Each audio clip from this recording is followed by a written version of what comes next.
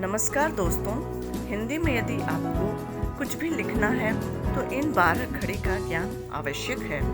12 खड़ी स्वरों तथा व्यंजनों के योग से बनने वाले अक्षरों के क्रम को कहते हैं। हेलो बच्चों, आपने बहुत सारी परीक्षाएं दी और मैंने देखा कि आपने हर बार मात्राओं की गलती की है। इसका मतलब है कि आपको मात्राओं की अच्छे से पहचान नहीं है। तो आज मैं ये जो वीडियो बना रही हूँ, ये मात्राओं की पहचान, इसमें आपको मैं सिखाऊंगी जिसे आप याद रखेंगे और अच्छे से समझेंगे। मात्रा की पहचान ध्वनियों के साथ। सबसे पहले देखते हैं बच्चों स्वर, जिसमें अ है। अ में कोई भी मात्रा नहीं है। आप देख सकते हैं यहाँ पे कि यहाँ कोई मात्रा नहीं है। तो ऐसे शब्द जिसमें कोई मात्रा नहीं होती है, जैसे च यहाँ आधा ही है, नीचे मैंने इसमें हलंत लगाया है। जब भी किसी अक्षर के नीचे ये ऐसा निशान या चिन्ह लगा होता है, ये आधे को बताता है, आधे वर्ण को बताता है। ये है हलंत। तो च और प्लस अ, तो ये पूरा अब च हुआ। तो च से च ल अ द र क। इसके बाद हम आते हैं आ। आ जो है ये स्वर का दूसरा वर्ण है, जिसमें एक खड़ी पाई, एक ही डंडा ये जो लगता है, ये आ की मात्रा है। यहाँ पे भी हम देखते हैं क हलंत है, और फिर जब उसमें हम आ जोड़ देते हैं तो ये का बनता है। जब इस क में आ जोड़ देते हैं तो का बनता है। और का से हम काम ले सकते हैं, काला ले सकते हैं। क के अलावा भी अगर हम यहाँ पे च लिख देंगे तो चा हो जाएगा, और यहाँ पे चा हो जाएगा, चा के साथ यहाँ पे चाल हो जाएगा। इसी तरह से तीसरा वर्ण लेते हैं ई। बच्चों देखो, ये ई है, ये ई है। ई की मात्रा जो है वो इस तरह से लगती है। ये मैंने आपको बना के बताया है। ई की मात्रा ये छोटी ई है। जो हम अक्षर लिखते हैं यहाँ पे, उस अक्षर से पहले ये लगती है। हमेशा इसको पहले लगाते हैं। छोटी ई है और इसको थोड़ा जल्दी बोलते हैं। जैसे है क, और जब हम इसमें ये मात्रा लगा दिए तो ये हो गया की। जब ये क में ये छोटी ई की मात्रा लगा दी तो ये हो गया की। अब की से हम बनाएंगे शब्द किरण, चित्र, और भी ऐसे बहुतेरे शब्द हैं जिन्हें आप छोटी ई की मात्रा से लिख सकते हैं, जान सकते हैं। इसके बाद हम देखते हैं बड़ी ई।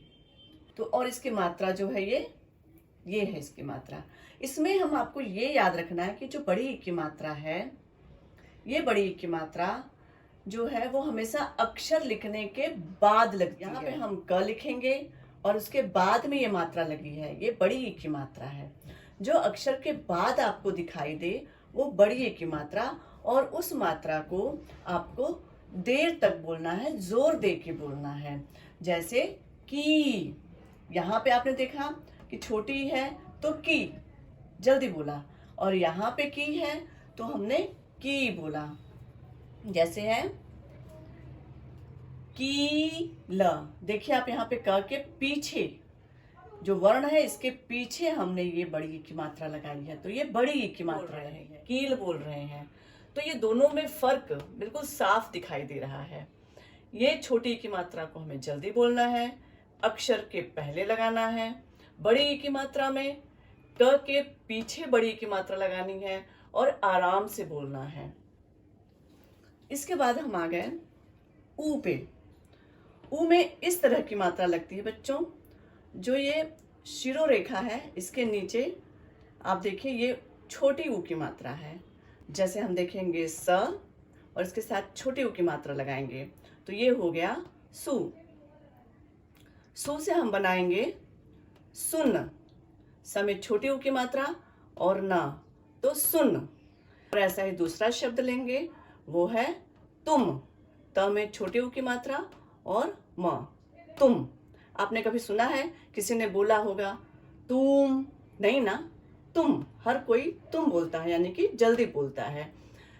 तो इस तरह से ये तुम शब्द है। ये बड़ा ऊ है और इसकी मात्रा ऐसी होती है। ये है ऊ की मात्रा, ये है ऊ की मात्रा जो वर्ण के इधर लंबी खींची जाती है। जैसे द है और प्लस ये मात्रा, बड़ी ऊ की मात्रा आप देख सकते हैं। तो द में बड़ी ऊ की मात्रा जो है वो बिल्कुल छोटी ऊ से अपोजिट, विपरीत जाती है। तो ये है दू। यहाँ आपने सु जल्दी बोला था क्योंकि छोटी ऊ की मात्रा थी। यहाँ पे दू, दू नहीं बोलेंगे, दू, और इससे शब्द बनता है दूर, दूर। द पे बड़ी ऊ की मात्रा और र, तो दूर।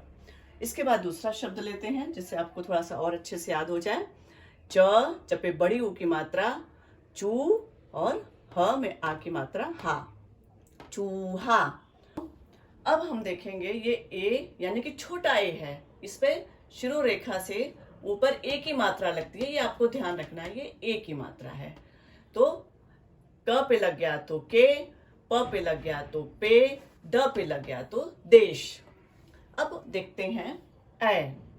ये है ऐ, ये है आपका स्वर ऐ और इसकी मात्रा ये है। आप देख सकते हैं ऊपर जैसे मोर की कलंगी होती है उसी तरह से ये मात्रा कुछ दिखाई देती है। ऊपर शिरोरेखा से ऊपर 2 लाइन जो होती है ये ऐ की मात्रा होती है। तो जब हम इसमें व्यंजन लगाते हैं, जैसे प है, प पे ऐ की मात्रा लगाई तो पैर, पै और ये पैर। इसके बाद दूसरा शब्द देखेंगे त पे ऐ की मात्रा लगाई तो तैरना, तैरना। ओ स्वर है, इसकी मात्रा ये है। इस तरह से इसको आपको याद करना पड़ेगा। फिर म है, म में ओ की मात्रा लगाया तो मोह हो गया, म में ओ मिल गया तो मोह हो गया।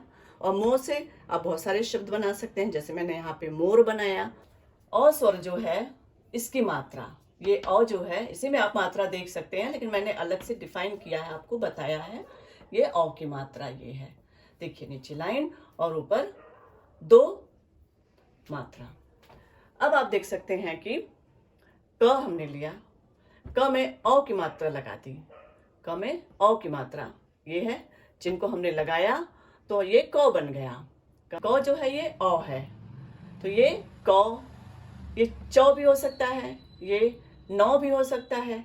तो इस तरह से जो भी हम यहाँ पे वर्ण लगाएंगे उसके साथ, उसकी मात्रा के साथ वैसा ही बोलेंगे। क न, फिर इसके बाद है कौवा। ठीक है। अब हम देखेंगे अंग।